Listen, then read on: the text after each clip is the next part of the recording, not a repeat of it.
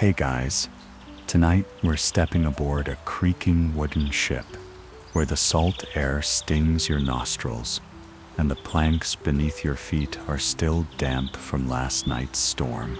You can hear the gentle lapping of waves against the hull, the distant cry of seagulls, and somewhere in the darkness below deck, the soft snoring of your fellow pirates who finally found peace after months at sea. But here's the thing. You probably won't survive hearing about what happened when these legendary sea rogues had to do something far more terrifying than facing the Royal Navy going grocery shopping. So before you get comfortable, take a moment to like the video and subscribe, but only if you genuinely enjoy what I do here. And hey, drop a comment letting me know where you're listening from and what time it is there. I love knowing you're out there wherever you are. Now let's find that cozy spot, pull a blanket around you and gently drift into tonight's calm adventure.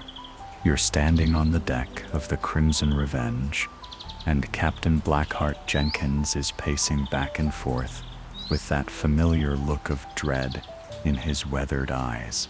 It's not the look he gets when spotting a man-o-war on the horizon, or when the crew starts grumbling about mutiny. No, this is much worse.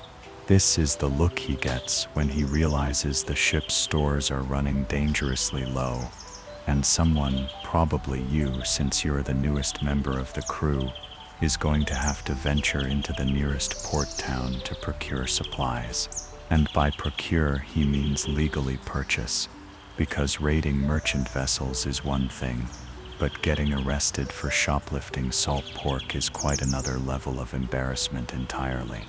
You see, the romanticized version of pirate life that you've probably heard about conveniently leaves out the mundane reality that even the most feared pirates of the Caribbean still needed to eat regular meals, and those meals required ingredients that had to come from somewhere. Sure, they could live off hardtack and rum for a while, but eventually even the most hardened sea dog starts craving something that doesn't taste like wood shavings soaked in despair.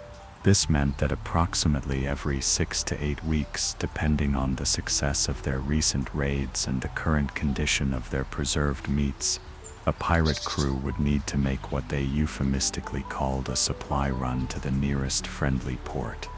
The first challenge you're facing as you prepare for this mission is understanding the complex political landscape of Caribbean commerce in the early 18th century. You can't just waltz into any old port town wearing your best tricorn hat and expecting a warm welcome. Some towns are friendly to pirates. These are usually the ones that benefit economically from pirate spending and aren't too concerned about the moral implications of harboring criminals. Others are decidedly unfriendly, often featuring well-equipped militias, Royal Navy patrols, and shopkeepers who have a tendency to recognize wanted faces from the various bounty posters decorating their establishments. Captain Jenkins is explaining this to you now, his voice carrying that particular mixture of world weariness and barely contained anxiety that comes from having attempted this operation many times before.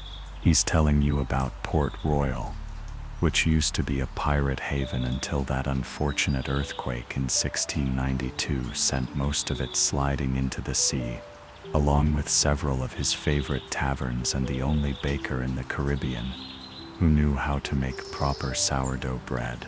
He mentions Tortuga, which sounds promising until he describes the inflation problem. Apparently, when you have an island populated entirely by pirates, the basic principles of supply and demand tend to work against the consumer in rather dramatic ways. As you listen to his briefing, you're beginning to understand that pirate grocery shopping isn't just about walking into a market and buying what you need. It's a complex operation that requires careful planning, diplomatic skills, and a thorough understanding of what modern economists would call cash flow management.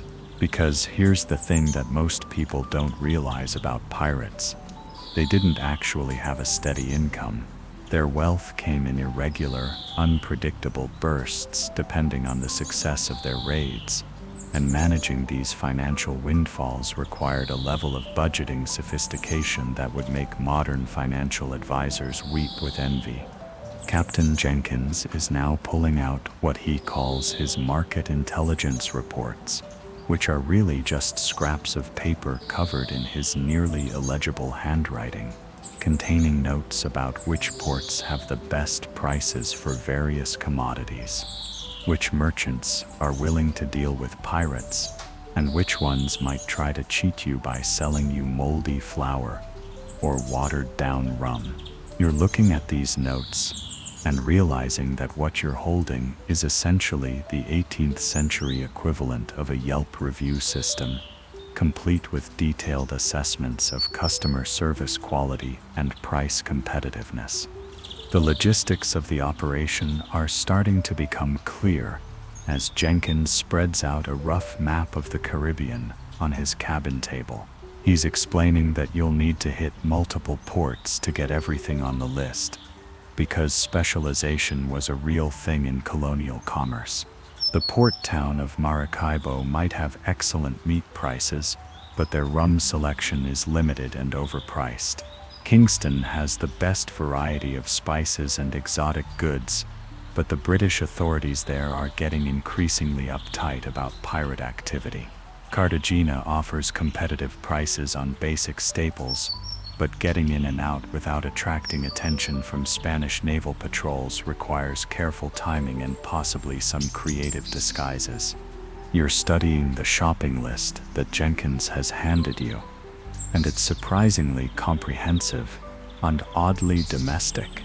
Sure, there are the obvious items like rum, gunpowder, and cannonballs, but there are also entries that make you realize these pirates are still human beings with human needs. Someone has requested fresh limes to prevent scurvy, and there's a note about finding good quality soap because apparently even pirates have standards when it comes to personal hygiene. There's an entry for yarn blue preferred because Miguel the sailmaker needs to repair the mainsail, and someone has specifically requested coffee beans, not the burned ones from that cheating bastard in Havana. The list also includes what you might call luxury items, things that aren't strictly necessary for survival, but that make life at sea slightly more bearable. Someone wants playing cards to replace the deck that went overboard during the last storm. There's a request for musical instruments to replace the fiddle that got broken during a particularly enthusiastic celebration after their last successful raid. And someone, you suspect it might be the captain himself, has quietly added good tobacco to the list, along with a note about finding a barber willing to make house calls to the ship. As you prepare to leave the ship, Jenkins is briefing you on the subtleties of pirate shopping etiquette.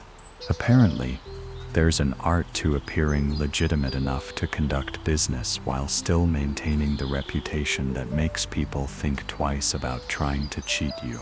You need to look prosperous enough to pay for your purchases, but not so prosperous that local authorities start wondering where your money came from. You need to be friendly enough to build good relationships with merchants you might want to deal with again, but not so friendly that they forget. You're still a dangerous pirate who could make their lives very difficult if they try to take advantage of you. The costume you're wearing for this mission is a masterpiece of psychological warfare. Disguised as merchant clothing, you're dressed well enough to suggest you have money to spend, but not so extravagantly that you attract unwanted attention. Your weapons are concealed but easily accessible, and you're carrying just enough legitimate-looking documentation to pass casual inspection.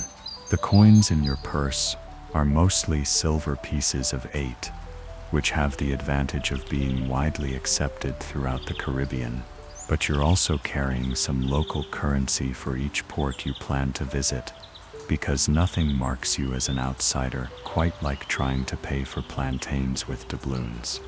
Your first stop is the port town of St. Pierre, which Jenkins describes as reasonably friendly to people in our profession, as long as you don't cause trouble and tip well.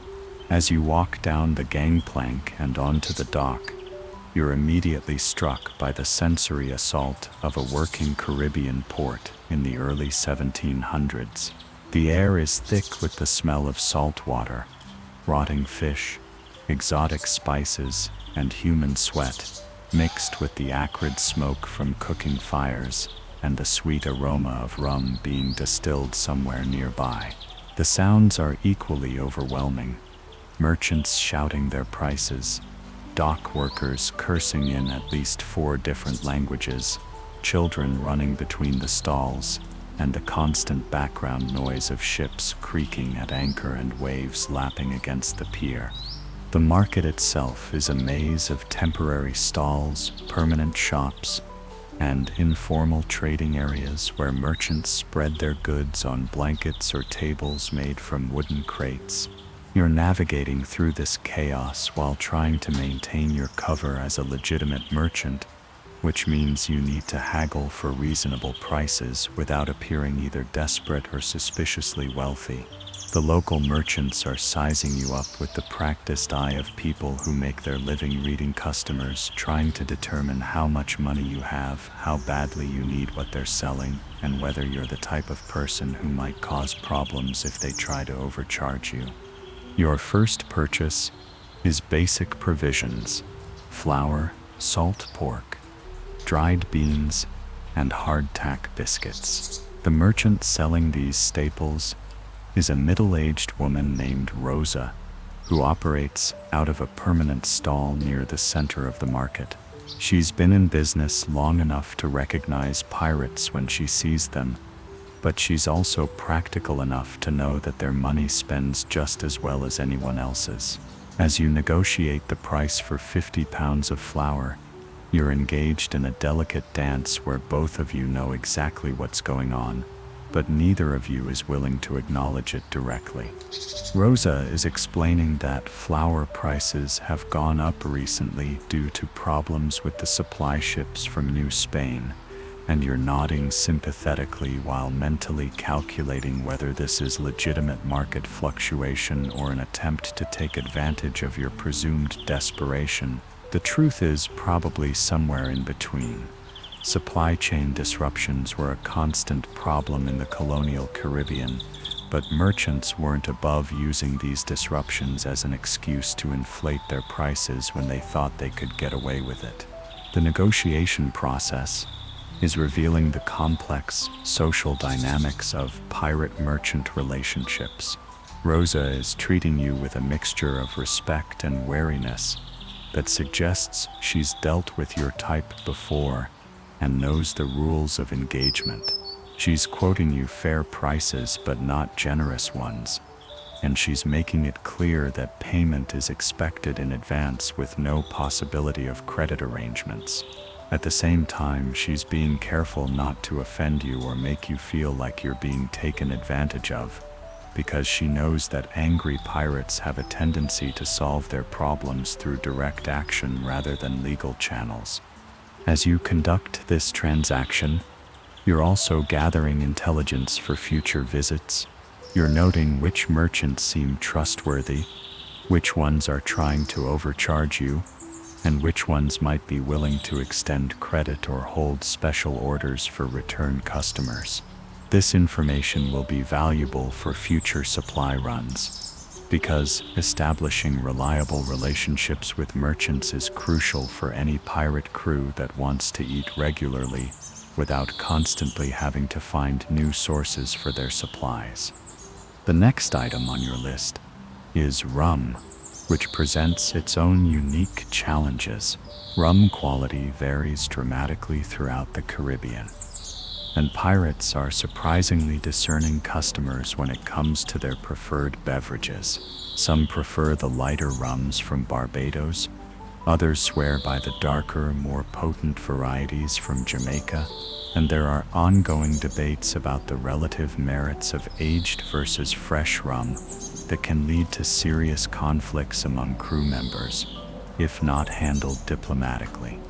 You're visiting a rum merchant named Baptiste, who operates out of a warehouse near the waterfront. Baptiste is a man who takes his profession seriously.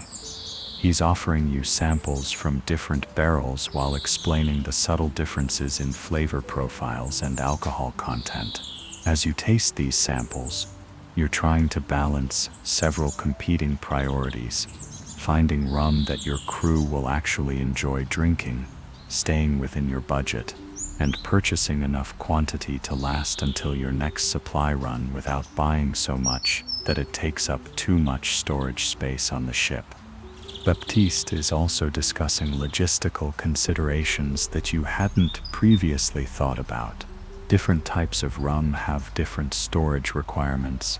Some varieties actually improve with age if stored properly, while others deteriorate quickly if not consumed within a reasonable time frame.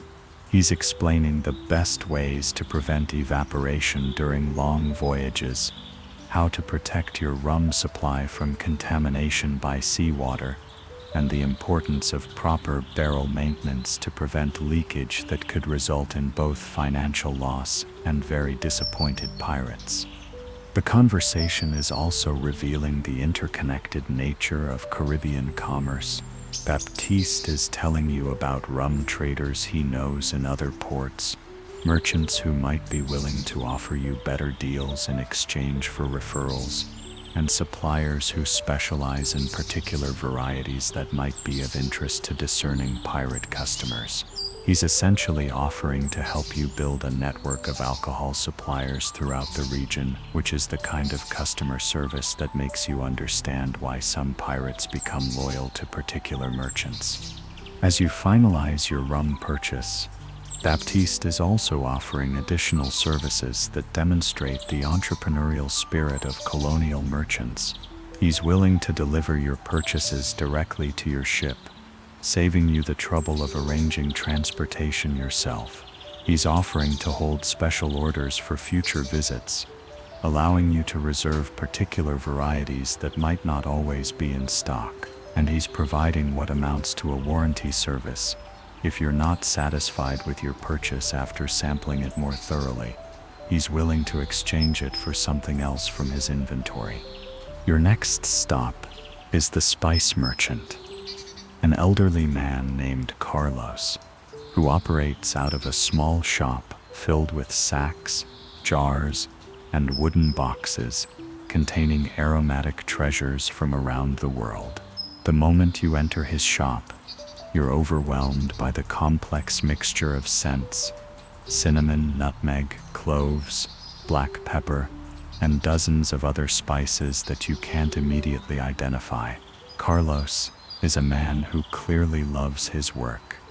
He's explaining the origins of different spices, their culinary uses, and their relative values in different markets throughout the Caribbean and beyond. The spice trade is revealing another layer of complexity in pirate economics. Many spices are more valuable per ounce than silver, which makes them attractive targets for pirate raids, but also means that purchasing them legitimately requires careful budgeting. Carlos is showing you saffron from Spain that costs more than most people earn in a month, vanilla beans from Mexico that are worth their weight in gold, and black pepper from the East Indies that commands premium prices throughout the Americas. But he's also showing you more affordable options that can still dramatically improve the quality of life aboard a pirate ship. Local Caribbean spices, like allspice and Scotch bonnet peppers, are relatively inexpensive, but can transform bland ship's provisions into something approaching edible. Salt is cheap and essential for preserving meat and fish during long voyages, and herbs like thyme and oregano cost almost nothing but can make the difference between meals that taste like punishment and meals that pirates actually look forward to eating. Carlos is also providing education about the medicinal properties of various spices, which is information that could be valuable for a pirate crew operating far from conventional medical care. He's explaining how ginger can help with seasickness, how garlic can prevent certain infections, and how various herbs can be used to treat common ailments that plague sailors. This knowledge is particularly valuable because pirates often can't seek medical attention in conventional ways, making preventive care and self-treatment crucial for maintaining crew health. The negotiation process with Carlos is different from your previous purchases because spices are luxury items rather than necessities. You have more flexibility in terms of what you buy and how much you spend, but you also need to think carefully about what will actually be used versus what might seem like a good idea, but end up sitting unused in the ship's stores. Carlos is helping you make these decisions by explaining which spices are most versatile, which ones have the longest shelf life, and which ones are most likely to be appreciated by a typical pirate crew. As you leave Carlos's shop with your carefully selected spices, you're beginning to understand that pirate grocery shopping is as much about building relationships as it is about acquiring supplies. Each merchant you've dealt with has treated you not just as a customer, but as a potential long-term business partner. They're investing time in educating you about their products, offering services beyond simple sales transactions, and positioning themselves as resources you can rely on for future needs. Your next challenge is finding fresh provisions, which presents unique difficulties for pirates operating in the Caribbean. Fresh fruits and vegetables are essential for preventing scurvy and other nutritional deficiencies, but they're also perishable and therefore can't be purchased too far in advance of when they'll be consumed. This creates a logistics problem. You need to time your fresh food purchases to coincide with your departure from port, but you also need to coordinate with the other aspects of your supply run to avoid multiple trips to the same port. The produce market is a riot of colors, sounds, and smells that makes the spice shop seem subdued by comparison. Local farmers and traders have spread their goods on tables and blankets, creating a maze of tropical fruits, vegetables, and herbs that represents the agricultural abundance of the Caribbean.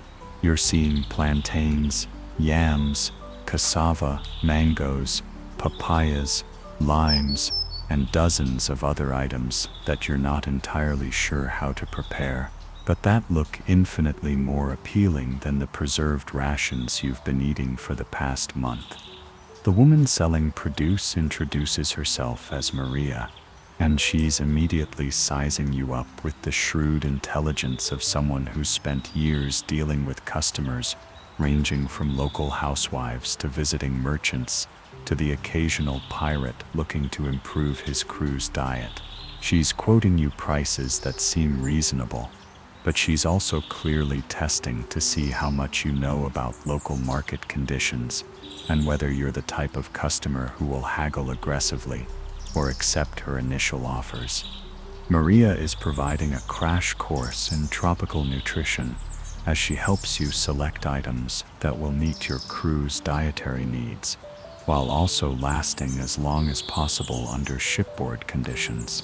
She's explaining which fruits should be eaten immediately versus which ones will continue to ripen during your voyage.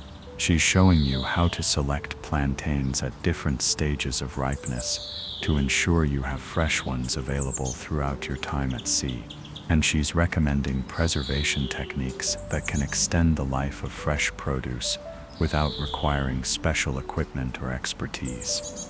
The conversation is also revealing the seasonal nature of Caribbean agriculture, which adds another layer of complexity to pirate meal planning. Some fruits are only available at certain times of year, which means you need to adjust your diet expectations based on when you happen to arrive in port. Maria is explaining which items are currently in peak season and therefore at their best quality and lowest price, versus which items are out of season and therefore either unavailable or prohibitively expensive. As you make your selections, Maria is also offering practical advice about food storage and preparation aboard ship. She's explaining which fruits and vegetables need to be kept in cool, dry places versus which ones actually prefer slightly humid conditions. She's describing simple preservation techniques like drying and pickling that can extend the life of fresh produce without requiring specialized equipment. And she's providing recipes and preparation suggestions that can help your ship's cook make the most of the ingredients you're purchasing. The fresh food purchase is also highlighting the social aspects of pirate provisioning. Maria is asking about the size of your crew, the length of your planned voyage, and the cooking facilities available on your ship. This information helps her make appropriate recommendations, but it also demonstrates how merchants need to understand their customers' specific circumstances to provide good service. She's treating you as a legitimate customer with legitimate needs, regardless of what she might suspect about your actual profession. Your next stop is the ship's chandlery, where you need to purchase the non-food items that are essential for maintaining a functional pirate vessel. The chandler is a grizzled man named Thomas, who's been in business long enough to have supplied everyone from legitimate merchant vessels to Royal Navy ships to the occasional pirate crew looking to maintain their equipment without asking too many questions about where they acquired the money to pay for it. Thomas's shop is a wonderland of nautical equipment, ropes of various thicknesses and materials, canvas for sail repair, tools for maintaining rigging, lanterns and oil for lighting, and hundreds of other items that are essential for keeping a ship operational, but that most landlubbers would never think about. He's explaining the quality differences between various types of rope, the advantages of different canvas weights for different sail applications, and the importance of maintaining proper inventories of spare parts for equipment that might break at inconvenient times. The conversation is revealing the technical complexity of 18th century seamanship. Every piece of equipment has specific applications, quality requirements, and maintenance needs that directly affect the safety and efficiency of ship operations. Thomas is educating you about the differences between hemp and manila rope, the importance of proper canvas treatment for weather resistance, and the various grades of tar and oakum used for different ship maintenance applications.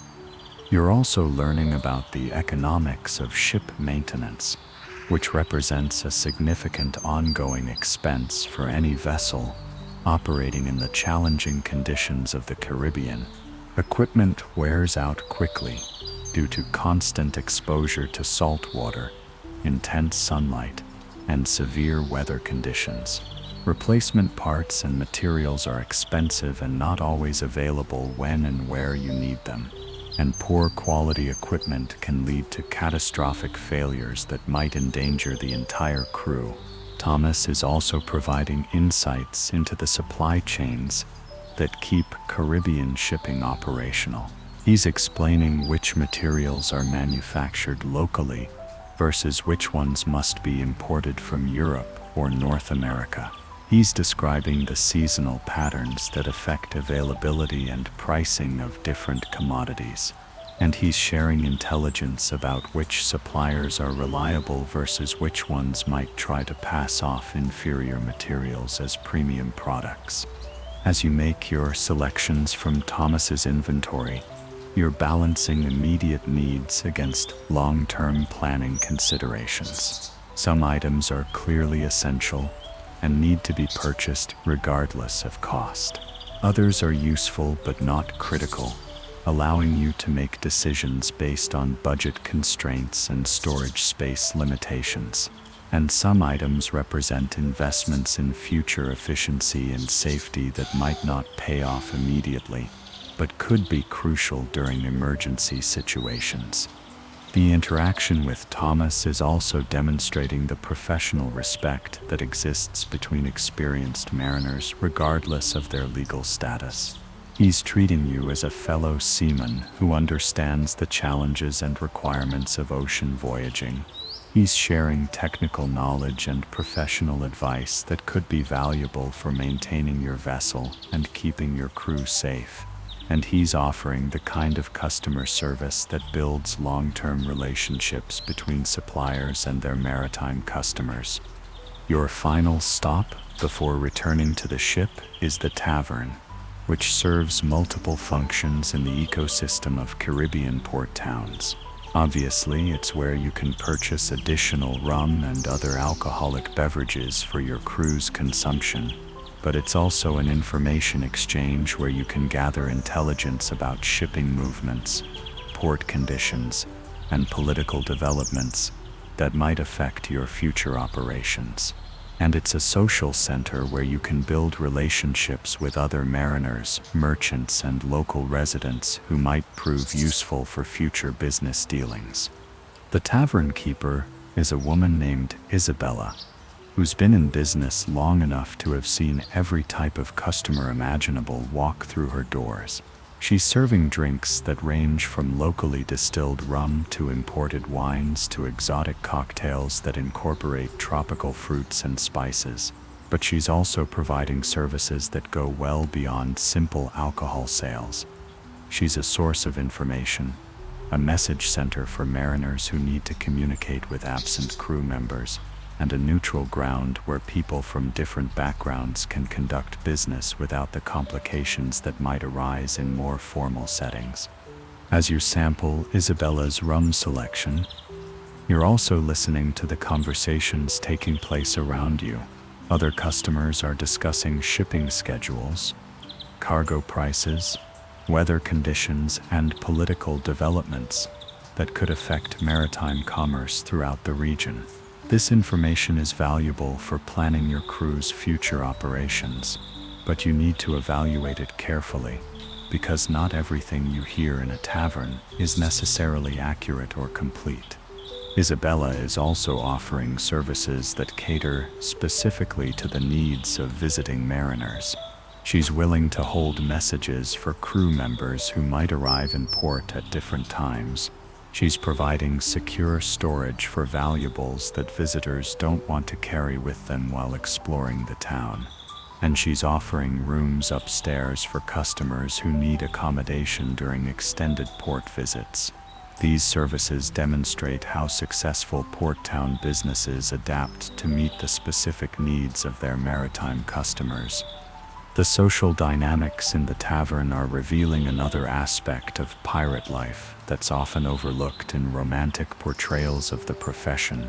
Pirates aren't constantly engaged in dramatic adventures. Much of their time is spent on routine activities like maintenance, planning, and social interaction. The tavern provides a venue for these normal human activities, allowing pirates to relax, socialize, and maintain connections with the broader maritime community of which they're a part, regardless of their legal status. As you conclude your business at the tavern and prepare to return to your ship, you're carrying more than just the physical supplies you've purchased. You've also acquired information about market conditions, established relationships with merchants who might be useful for future transactions, and gained insights into the local political and economic situation that could affect your crew's operations in this region. The return journey to your ship is an opportunity to reflect on the complexity of what you've just accomplished. What appears to be a simple shopping expedition has actually involved diplomatic negotiations, economic analysis, logistical planning, intelligence gathering, and relationship building. You've had to balance competing priorities, manage limited resources, and navigate complex social dynamics while maintaining your cover and avoiding unwanted attention from local authorities. As you approach the Crimson Revenge, you can see Captain Jenkins waiting anxiously on deck. The success of this mission affects not just the crew's immediate comfort and nutrition, but also their ability to remain at sea for extended periods without having to return to port frequently. Poor planning or unsuccessful procurement could force the crew to curtail their operations or take unnecessary risks to acquire needed supplies through less legitimate means. The process of loading your purchases onto the ship reveals another layer of complexity in pirate logistics. Everything needs to be properly stored to prevent spoilage, contamination, or damage during rough weather. Fresh provisions need to be distributed and consumed according to careful schedules to minimize waste. Dry goods need to be protected from moisture and pests, and all supplies need to be inventoried and tracked to ensure they last until the next planned supply run. Captain Jenkins is reviewing your purchases with the critical eye of someone who's responsible for keeping 30-plus men fed, healthy, and functional under challenging conditions. He's examining the quality of the rum, checking the freshness of the produce, and evaluating whether you've achieved the right balance between cost, quality, and quantity for each category of supplies. His approval or disapproval of your procurement decisions will affect not just your standing with the crew, but also their overall morale and effectiveness during future operations. The crew members, who are helping to stow the supplies, are providing their own commentary on your selections. Miguel, the sailmaker, is examining the canvas and rope you've purchased, offering professional opinions about their quality and suitability for the ship's needs. Cookie, the cook, is inspecting the spices and fresh provisions, already planning meals that will make the most of the ingredients you've acquired.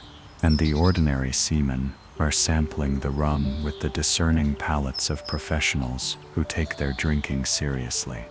As the supplies are properly stored and the ship prepares to leave port, you're beginning to understand how this routine but essential activity fits into the larger rhythm of pirate life.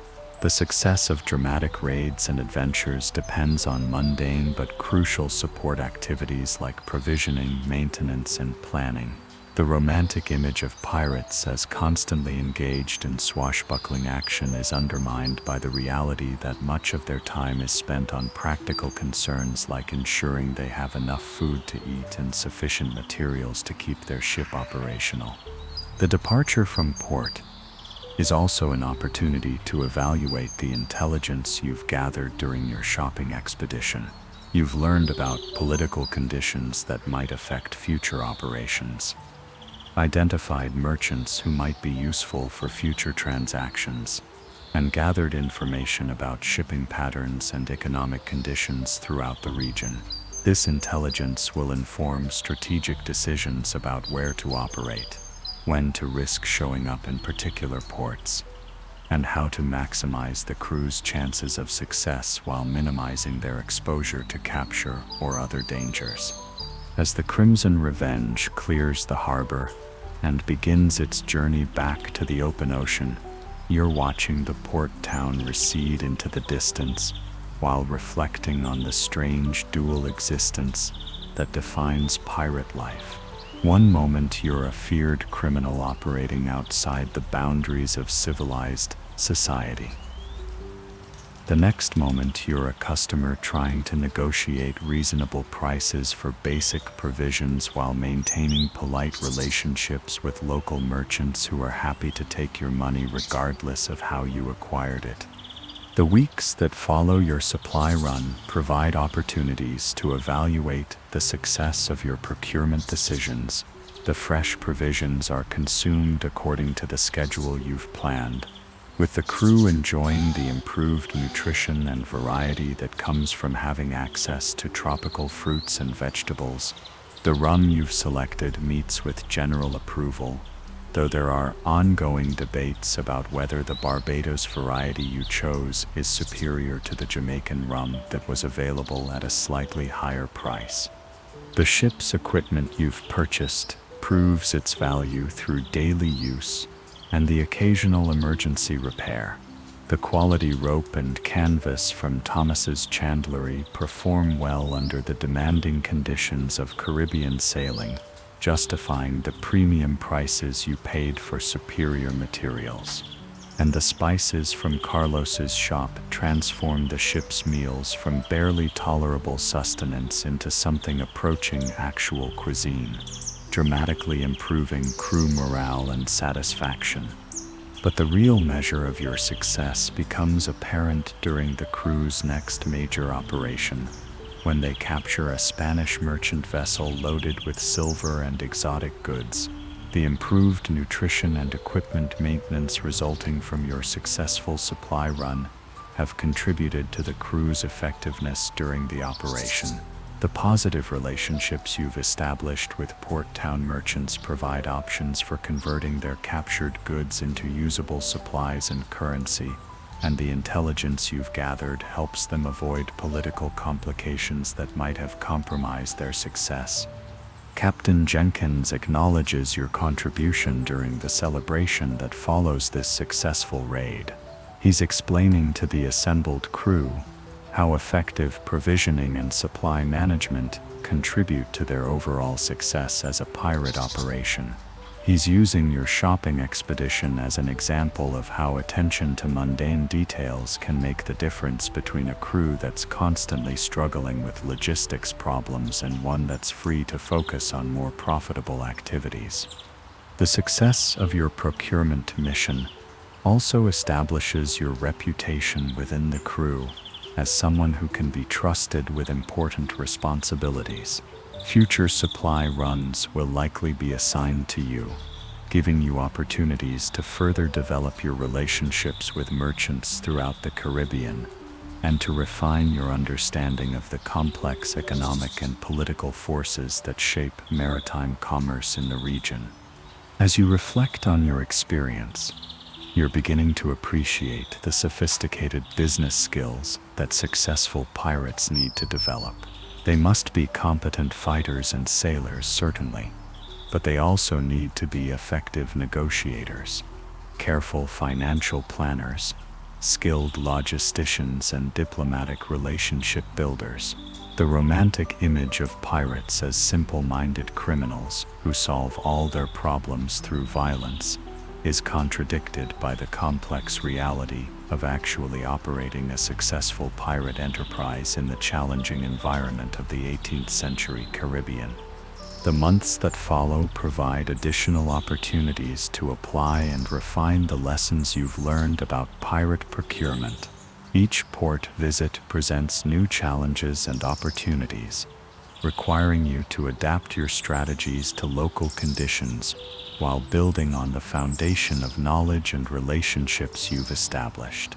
You're developing expertise in evaluating market conditions, identifying reliable suppliers, and negotiating favorable terms while maintaining the delicate balance between appearing prosperous enough to be a good customer and avoiding the kind of attention that might compromise your crew's security. Your growing reputation as an effective procurement specialist also opens up new opportunities within the pirate community. Other crews begin seeking your advice about suppliers and market conditions, creating opportunities for information exchange and collaborative planning that benefit everyone involved. You're becoming part of an informal network of maritime professionals who share knowledge and resources despite operating outside the boundaries of legitimate commerce. The seasonal rhythms of Caribbean weather and agriculture become increasingly important factors in your planning as you gain experience. You're learning to anticipate when particular supplies will be scarce or expensive, allowing you to stock up during favorable conditions and avoid the premium prices that come with urgent need. You're also developing contingency plans for situations when preferred suppliers are unavailable or when political conditions make certain ports too dangerous to visit. The relationship between legitimate commerce and piracy becomes clearer as you gain experience in both worlds. Many of the merchants you deal with have complex relationships with pirates, sometimes serving as customers or suppliers, sometimes as victims, and sometimes as informal partners in arrangements that benefit both parties while maintaining plausible deniability about the exact nature of their business relationships. This ambiguity is characteristic of the fluid social and economic boundaries that define life in the colonial Caribbean. Your success in managing these complex relationships contributes to your crew's overall effectiveness and reputation within the pirate community. Word spreads about the Crimson Revenge's reliable access to quality supplies and their professional approach to business relationships. This reputation makes it easier to recruit competent crew members, establish partnerships with other pirate crews, and maintain the kind of operational flexibility that's essential for long-term success in a dangerous and unpredictable profession. The intelligence network you've developed through your merchant relationships also proves valuable for planning raids and avoiding capture. Merchants who benefit from pirate spending are often willing to share information about shipping schedules, cargo manifests, and naval patrol patterns that can make the difference between successful operations and disastrous encounters with superior forces. This information flow demonstrates how pirates are integrated into the broader economic and social networks of the Caribbean, despite their ostensibly outlaw status. As your expertise develops, you're also becoming more sophisticated in your understanding of the financial instruments and credit arrangements that facilitate maritime commerce. You're learning about letters of credit, bills of exchange, and other mechanisms that allow merchants to conduct business across vast distances and complex political boundaries. This knowledge proves useful when your crew captures valuable cargo that needs to be converted into usable currency or supplies through networks of intermediaries and money changers. The seasonal patterns of hurricane activity add another layer of complexity to your planning, as severe weather can disrupt supply chains, damage port facilities, and force temporary relocations that affect both pirate operations and merchant activities. You're developing strategies for maintaining adequate supplies during extended periods when normal provisioning might be impossible, and for taking advantage of the opportunities that arise when severe weather disrupts normal shipping patterns. Your growing expertise in procurement and supply management also contributes to strategic planning for the crew's long-term operations. You're providing input about which regions offer the best combination of profitable targets, reliable supply sources, which political developments might affect access to particular ports, and how changing economic conditions might impact the costs and availability of essential supplies. This strategic perspective helps Captain Jenkins make informed decisions about where to operate and how to position the crew for sustained success. The success of your approach to pirate procurement is validated by the crew's continued prosperity and effectiveness over multiple seasons of operation. They're able to maintain their equipment in excellent condition. Their nutrition and health remain superior to many legitimate merchant crews, and their operational flexibility allows them to take advantage of opportunities that less well-supplied pirates might have to pass up. This success attracts attention from other pirate crews who want to learn from your methods and possibly establish collaborative relationships. Your reputation within the broader pirate community eventually leads to opportunities to serve as a consultant or partner for other crews who are struggling with supply chain problems or who want to establish operations in regions where you've already developed merchant relationships.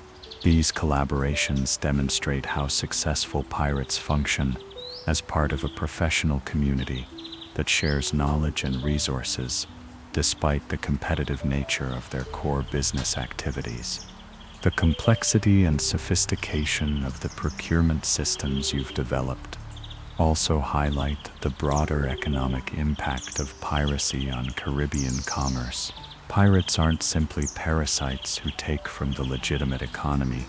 They're also customers who contribute to local prosperity through their spending, and they provide market intelligence and transportation services that benefit the broader commercial community. This economic integration helps explain why many port towns tolerate or even welcome pirate activity despite its technically illegal status. As you reflect on your journey from inexperienced crew member to sophisticated procurement specialist, you're appreciating how this mundane but essential aspect of pirate life contributes to the broader success and sustainability of pirate operations. The romantic narratives about pirate adventures focus on dramatic conflicts and exciting raids, but the foundation for these adventures is built on careful attention to logistics, supply management, and relationship building with the merchant communities that make extended operations possible. The lessons you've learned about negotiation, market analysis, relationship building, and strategic planning have applications that extend far beyond the specific context of pirate operations. You've developed skills in cross-cultural communication, financial planning, risk assessment, and project management that would be valuable in any legitimate business enterprise, though you're probably not going to be adding pirate procurement specialist to your resume anytime soon. The irony of your situation becomes increasingly apparent as your expertise develops. You've become exceptionally skilled at operating within the legitimate commercial systems of the Caribbean, while simultaneously being part of an organization that exists outside the legal framework that governs those same systems. You're building trusting relationships with merchants who would probably have you arrested if they fully understood the source of your income, while those same merchants are benefiting economically from your crew's illegal activities through the money you spend in their establishments. This contradiction reflects the broader ambiguities that characterize life in the colonial Caribbean, where legal and illegal activities are often intertwined in ways that make simple moral distinctions difficult to maintain. The Spanish colonial authorities who officially condemn piracy are often the same officials who privately benefit from the economic activity that pirates generate. The British merchants who publicly support anti-piracy efforts are often the same people who are happy to purchase goods that they suspect might have been acquired through questionable means, as long as the prices are attractive enough to justify overlooking the ethical complications. Your success in navigating these moral and legal ambiguities has made you an increasingly valuable member of Captain Jenkins' crew. But it's also raised questions about your long-term future in the piracy profession. The skills you've developed and the relationships you've built have given you options that most pirates never acquire. You could potentially transition into legitimate commerce, using your knowledge of Caribbean markets and your merchant relationships to build a conventional trading business. Or you could continue operating in the gray areas between legal and illegal commerce, serving as an intermediary who helps facilitate transactions that all parties want to complete but that might not withstand careful legal scrutiny. The decision about your future becomes more pressing as your crew's operations become increasingly sophisticated and successful. Captain Jenkins is beginning to discuss retirement plans, having accumulated enough wealth to purchase property and establish himself as a legitimate planter or merchant. Other crew members are making similar calculations, weighing the risks and rewards of continued piracy against the possibilities for transitioning to more conventional careers. Your expertise in procurement and supply management could be valuable in either scenario, but the specific applications would be quite different. The seasonal arrival of the hurricane season forces a temporary halt to major operations while your crew takes shelter in a secluded bay on the coast of Cuba. This enforced downtime provides opportunities for reflection and planning that aren't available during the busy operational periods when everyone's attention is focused on immediate survival and success. You're using this time to evaluate your accumulated knowledge and consider how it might be applied in different contexts. The relationships you've built with merchants throughout the Caribbean represent a form of social capital that could be valuable regardless of your future career direction. These relationships are based on mutual benefit and professional respect, rather than simple commercial transactions, which means they might survive a transition away from piracy if handled carefully. The merchants you've worked with have come to trust your judgment, rely on your business, and value your insights into market conditions. This trust could provide a foundation for legitimate business relationships if you choose to pursue that path. Your understanding of Caribbean commerce has also given you insights into opportunities that might not be apparent to people who haven't had your unique perspective on the intersection between legal and illegal trade. You've seen how political boundaries affect commerce, how seasonal patterns create predictable supply and demand cycles, and how information asymmetries create opportunities for profitable arbitrage. This knowledge could be valuable for developing new business ventures or for identifying underserved markets that might support legitimate trading operations. The technical skills you've developed in negotiation, financial analysis, and supply chain management are directly applicable to conventional business operations. Your ability to evaluate quality, negotiate favorable terms, and manage complex logistics would be valuable assets in any commercial enterprise. The cross-cultural communication skills you've developed through dealing with merchants from different ethnic and national backgrounds would be particularly valuable in the diverse commercial environment of the Caribbean. But transitioning away from piracy would also mean giving up certain advantages that come with operating outside the legal system. Pirates have flexibility in their business practices that legitimate merchants don't enjoy. They can ignore regulations that might constrain conventional traders.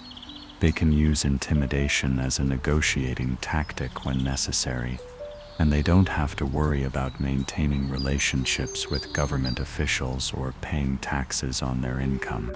These advantages have contributed to your crew's profitability, and giving them up might make legitimate business operations more challenging than your piracy experience would suggest. The social aspects of pirate life also present complications for anyone considering a transition to legitimate society. The camaraderie and shared purpose that bind your crew together are difficult to replicate in conventional business relationships. The excitement and adventure of pirate operations provide psychological rewards that might be hard to find in routine commercial activities, and the reputation and status that come with being a successful pirate might be difficult to replace with the more modest recognition available to conventional merchants. As you contemplate these trade-offs, you're also considering the broader trends that are affecting piracy throughout the Caribbean. Naval patrols are becoming more frequent and effective, making pirate operations increasingly dangerous. Colonial governments are offering amnesty programs that encourage pirates to retire from their illegal careers in exchange for pardons and opportunities to establish legitimate businesses. and the economic opportunities for conventional commerce are expanding as trade volumes increase and new markets develop throughout the region. The arrival of a message from Port Royal interrupts your contemplations with news that affects your immediate future. The British colonial government is offering a general amnesty to pirates who surrender voluntarily and agree to cease their illegal activities. The terms are surprisingly generous, including full pardons for past crimes, financial assistance for establishing legitimate businesses, and even opportunities for employment in government service for pirates who have demonstrated useful skills and knowledge. Captain Jenkins calls a crew meeting to discuss this development and its implications for everyone's future plans. The conversation reveals the diversity of perspectives within your crew about the relative attractions of continued piracy versus legitimate retirement. Some crew members are eager to accept the amnesty and establish conventional lives, while others are skeptical about the government's trustworthiness and prefer to continue their current careers despite the increasing risks. Your own perspective on this decision is influenced by your unique experience and expertise in procurement and supply management. You've developed skills and relationships that could be valuable in either legal or illegal contexts, which gives you more flexibility than crew members whose expertise is limited to fighting and sailing. You've also gained insights into the legitimate commercial systems of the Caribbean that could help you evaluate the realistic prospects for success in conventional business ventures. The debate within the crew reflects broader questions about the sustainability of piracy as a career choice in the changing political and economic environment of the early 18th century Caribbean. The golden age of piracy that flourished in the aftermath of European wars is beginning to end as colonial governments become more effective at suppressing illegal activities and as legitimate commercial opportunities expand to absorb some of the energy and talent that previously flowed into piracy. Your expertise in supply chain management provides a unique perspective on these broader trends. You've observed how improvements in naval technology and coordination between colonial governments are making it more difficult for pirates to operate effectively. You've seen how the expansion of legitimate trade is creating new opportunities for conventional merchants, while simultaneously making pirate targets more heavily defended and legally protected. And you've witnessed how the increasing sophistication of financial systems is making it more difficult for pirates to convert their stolen goods into usable currency without detection. These observations suggest that the long-term prospects for piracy may be declining, regardless of the immediate profitability of current operations. The skills and relationships you've developed through your procurement activities could be valuable assets for adapting to these changing conditions, whether through accepting the government amnesty or through transitioning to other forms of maritime commerce that operate in legal gray areas. The decision ultimately comes down to a personal evaluation of risk tolerance, lifestyle preferences, and long-term goals. The excitement and profitability of piracy must be weighed against the increasing dangers and legal consequences. The camaraderie and adventure of crew life must be compared to the stability and respectability of conventional society, and the immediate rewards of successful raids must be balanced against the long-term benefits of establishing legitimate businesses and building conventional social relationships.